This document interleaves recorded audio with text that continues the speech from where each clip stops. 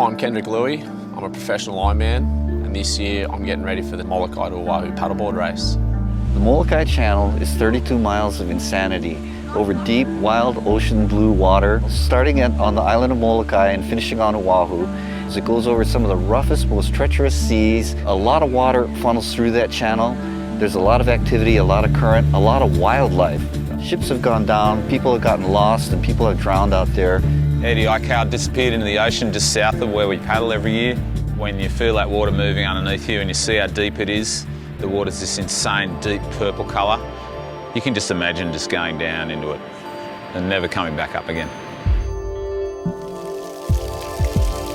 To me, it's so far outside my comfort zone, having never paddled from one destination to another and not being able to see the finish line.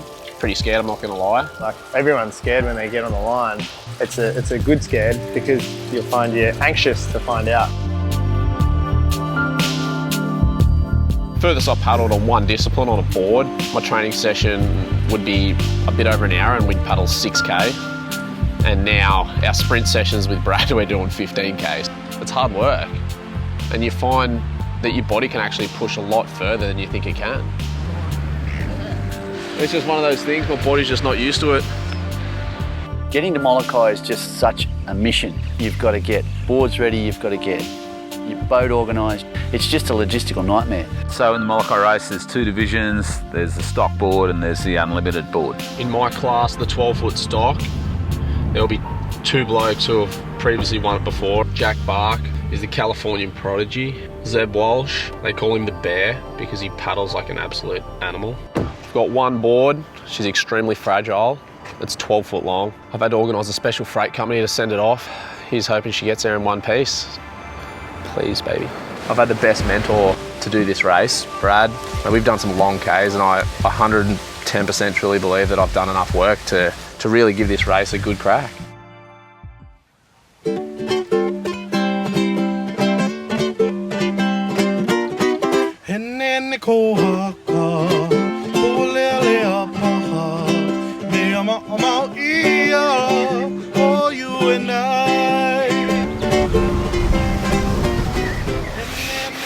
Here we are, picked up the board, no good. Delamination, starting here, absolutely gutted. We're going to drop it down the Savo to a local guy and hopefully he can fix it. Not good at all. An absolute shocking start.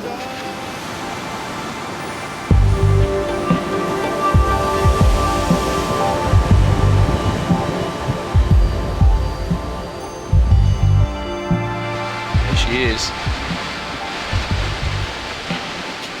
All the way out there.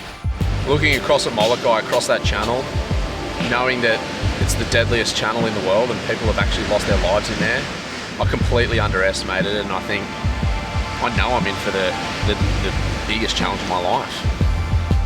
I've just dropped my board off, looks like that should be sweet, but now I can't find myself an escort boat. Everyone who does this race has an escort boat with them. It's a safety measure. The boats are all armed with GPS devices to set a straight line from start to finish. It gives you some sort of guidance out there in the wilderness of the ocean, because otherwise you could be anywhere. With every competitor needing an escort boat, it's just so tough to actually lock one down. Out of nowhere, he gets the finest boat captain you could possibly want for this race, Aaron Napoleon. It's time to hop on a little plane and fly to Molokai.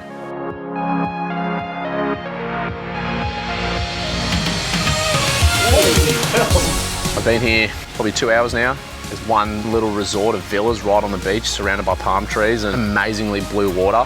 If you go to your left, that's Coco Head. Okay. If you go to your left again, that's Port Lock. Tomorrow at 7:30, gun goes. 53K if I go a dead straight line from Molokai to Port Lock there to Oahu. But I've got this really good feeling. I'm excited. I'm not too nervous yet. I'm surrounded by really good people and I sit here and look over at Oahu. It's like you kind of see the silhouette as the sun starts to drop, but that's a long way. Why don't you just throw water on your bottle and they give you the gel with the sandwich and you just chuck it down here and you paddle with it and save the sandwich for another thing after, because it's going to be too much for your body to digest the sandwich and protein at once. Cheers, mate. Appreciate it. Everything. I fucking lost without you, but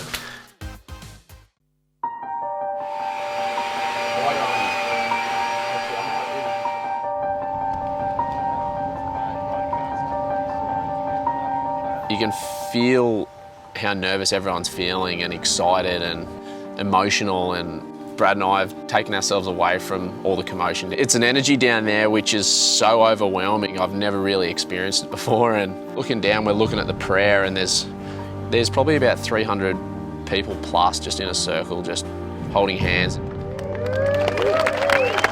I just want to get out there and really prove to myself that I'm not just this short distance guy, and I can get out there and match it with the long distance crew and travel this journey across one of the craziest bodies of water in the world. Yeah, the nerves are definitely here. They've arrived.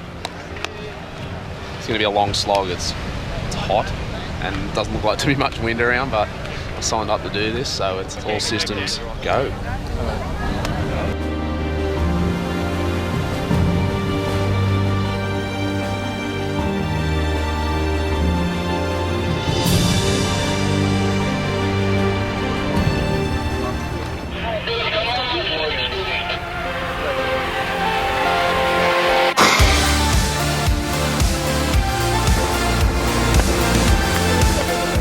The race has started and I've got absolutely no idea what is going on. There is boards, there's boats, there's people swimming, there's boats trying to find their paddlers, and I'm just caught in the mix of the wash from the boats and all the paddlers, and people screaming and helicopters flying over. I'm just trying to keep my head in the one spot without actually using too much energy and frying myself.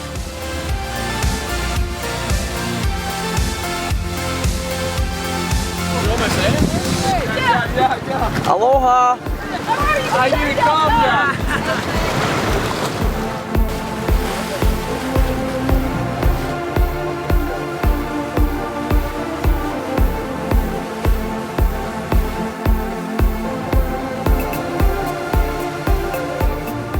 We've just gone past the 6K mark and it absolutely flew in. I'm looking down at my watch and it just keeps ticking over. Like 40 minutes is just going like so quick. The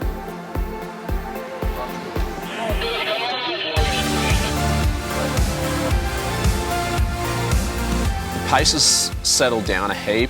Fletcher and I are just sitting together and we can see Jack and Zeb 50 to 100 metres off to our south, just in front of us. So we're just keeping an eye on them and just holding back and let them dictate the pace until it's ready at about the 4-hour mark for us to really strike and have our crack.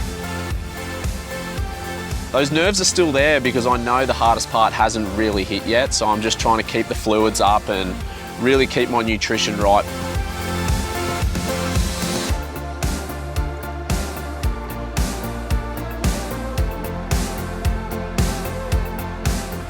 The mental toughness plays a massive part the whole way. Your head starts playing tricks on you, whether you've had enough food or it's too hot or whatever it is. Off to my right, I can see Rabbit Island, which is roughly about the 32K mark. And for me, I'm starting to get a little bit nervous now because that's the furthest I've ever paddled.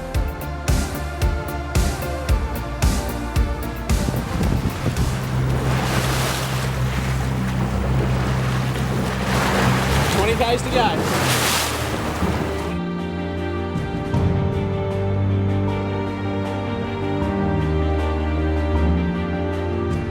My whole body is yelling at me.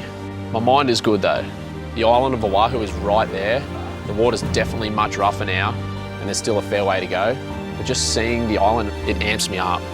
This journey has been much longer than just today. I know I can get across the channel to the finish line.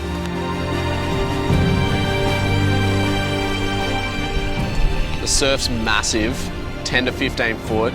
The waves are smashing up against the cliff there at Port Lock, spraying into some of the houses, helicopters buzzing over, making sure people are safe. It's a sight. It is absolutely mayhem.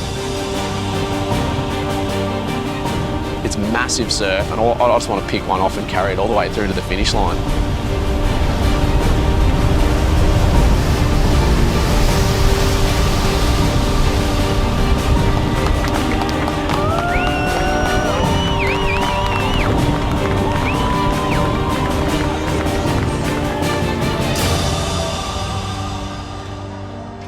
What do you do? I couldn't hear it. Yeah, you first, mate. You won. All right, well, congratulations, Kendrick, on your first win and your first count. so many emotions going through me right now. I wanted to do this race as a challenge to prove to myself that I could go the distance and not just a short distance athlete. I've got so much respect for Jack. He's just such an unbelievable athlete, and to come away on top, it's one of those things, you know, things just went my way on the day. I didn't even know I'd won when I crossed the finish line, and being in Brad Gall's camp, him just teaching me so much about this race, getting your head strong. And I wasn't even confident I would make this crossing, but I surrounded myself with good people and I listened. No one wins Molokai by sheer luck. That was pure grinding and determination. Everyone that's supported me back home, I can't thank them enough. Without them, I wouldn't be here, I wouldn't be doing what I do, and I wouldn't be living the life I actually live and be so happy. So things probably couldn't be much sweeter right now.